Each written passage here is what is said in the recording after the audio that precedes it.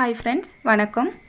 எல்லாருக்குமே ஒரு ஆசை இருக்கும். நமக்குன்னு ஒரு தொழில் இருக்கணும், அதில் நம்மளும் ஏதாவது அச்சீவ் பண்ணணும் அப்படிங்கிற ஆசையோடு நம்ம எத்தனையோ தொழில் செஞ்சுருப்போம். ஆனால் ஃபெயிலியர் தான் அதிகமாக பார்த்துருப்போம்.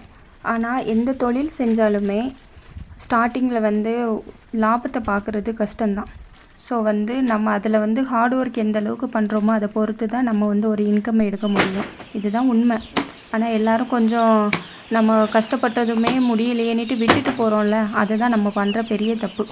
ஸோ பிஸ்னஸ் பண்ணணும், எனக்கு சொந்தமாக இடம் இருக்குது, தோட்டம் இருக்குது, தண்ணி இருக்குது நல்லா அப்படிங்கிறவங்களுக்கு ஒரு பெஸ்ட் ஆப்ஷன் தான் இந்த கோழிப்பண்ணை வளர்ப்பு.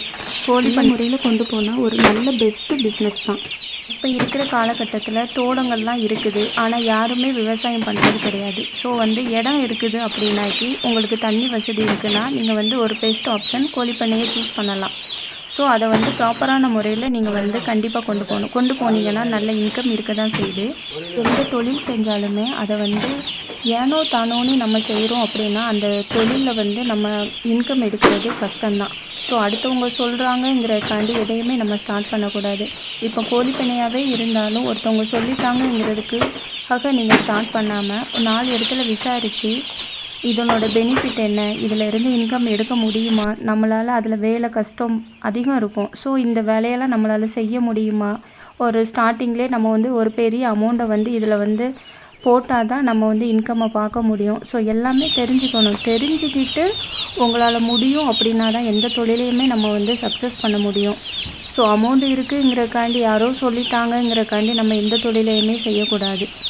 அங்கே பார்த்திங்கன்னா கிட்டத்தட்ட ஒரு 6 வருஷமாகவே கோழி பண்ணை வளர்த்துட்டு இருக்கோம்.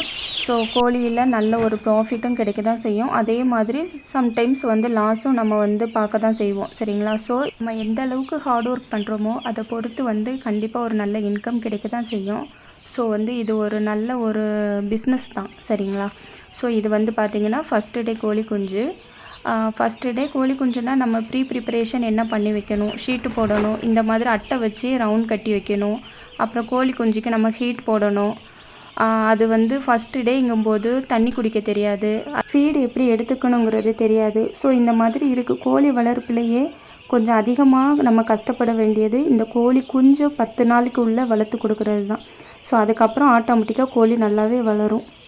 24 ஹவர்ஸும் கோழி பண்ணையில் இருந்து நீங்கள் வேலை செய்யணும்னு கிடையாது. காலையில் ஒரு 2 ஹவர்ஸு கன்ஃபார்மாக வேலை இருக்கும். அதே மாதிரி ஈவினிங் ஒரு 2 ஹவர்ஸ் வேலை இருக்கும். ஸோ ஃபீடு எப்படி கரெக்ட் டைமுக்கு போடணும். அதே மாதிரி தண்ணி தான் கோழி பண்ணையை பொறுத்தளவில் ரொம்ப முக்கியம். அந்த தண்ணி கரெக்டான முறையில் கோழிக்கோ கோழி குஞ்சுகளுக்கு போய் சேர்ந்துன்னா கோழிக்கு எந்த ஒரு ப்ராப்ளம். உங்களுக்கு கோழி பண்ணையை பற்றி இல்லை கோழி குஞ்சுகள் பற்றி இன்னும் நல்லா தெரிஞ்சுக்கணும், எனக்கு இன்ட்ரெஸ்ட் இருக்குது அப்படின்னா கமெண்ட்ஸில் சொல்லுங்கள். இந்த வீடியோஸ் உங்களுக்கு பிடிச்சிருக்குன்னா கண்டிப்பாக என்னை ஃபாலோ பண்ண மறக்காதீங்க. சப்போர்ட் பண்ணுங்கள்.